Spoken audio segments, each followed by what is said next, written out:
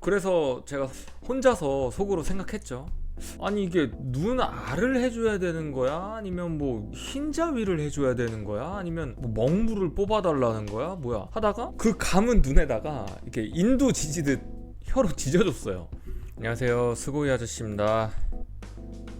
블라인드에 주말에 올라왔던 글인데 제목이 이제 결혼 앞둔 사이인데 리스예요. 장기 연애 7년 넘게 했고 곧 결혼하는데 리스예요.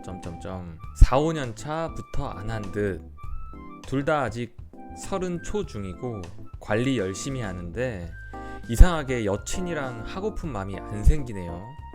연애 초중반까지는 불타올랐는데 지금은 안 한 지 몇 달째인데도 그냥 그러려니 아무리 결혼하면 리스 된다지만 신혼에도 안 할 거 생각하니 우울해지네요.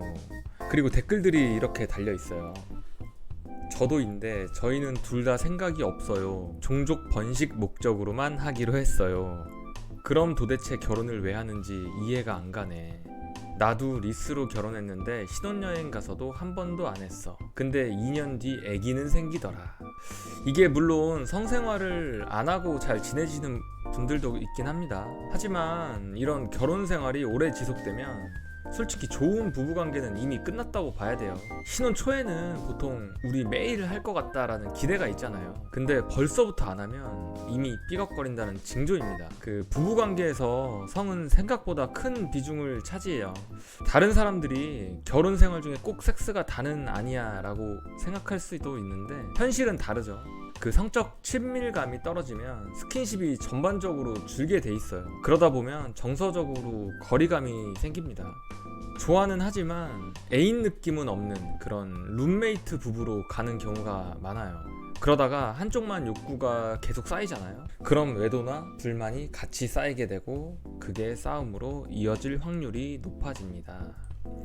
결국 성격, 돈 문제보다도 성 문제 때문에 이혼하는 케이스도 의외로 많아요. 그 초반에야 좀 버틸 수 있겠지만 조금 지나고 나면 서로 힘들어지겠죠.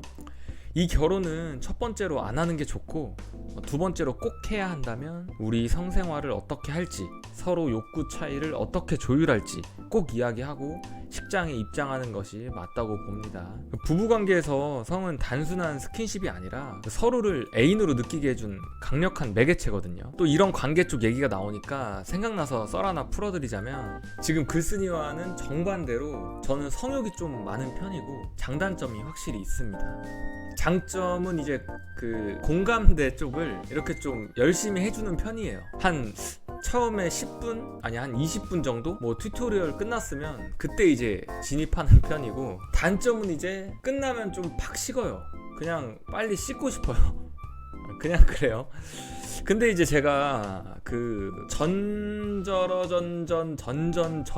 여친이 있었는데 이제 만난 지 얼마 안 돼서 제가 물어봤죠. 너 그 공감대가 어디냐고 물어보니까 말을 안 해주더라고요. 그래서 아니 서로 공유를 해서 더 좀 질 높은 관계를 가지자라고 이제 설득을 했더니 자기 공감대는 눈이라고 하더라고요. 눈 여기.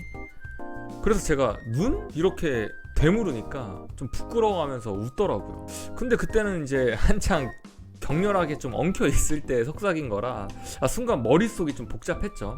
그래가지고 말을 많이 할 상황은 아니었어요. 그래서 제가 혼자서 속으로 생각했죠.